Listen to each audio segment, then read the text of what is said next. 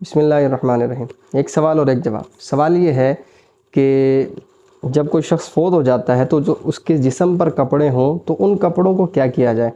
کیا ان کو پھینک دیں، ضائع کر دیں یا صدقہ کر دیں؟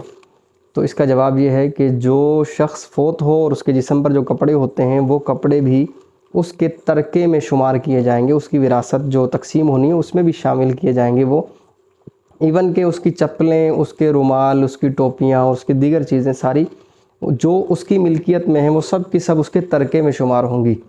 ہاں، اگر یہ سمجھتے ہیں کہ ہمارے پاس یہ جو میت کے کپڑے ہیں ان کو ہم گھر میں رکھیں گے تو گھر میں نحوست ہوگی یا اور لوگ بھی فوت ہونا شروع ہو جائیں گے، تو ایسا سوچنا درست نہیں ہے۔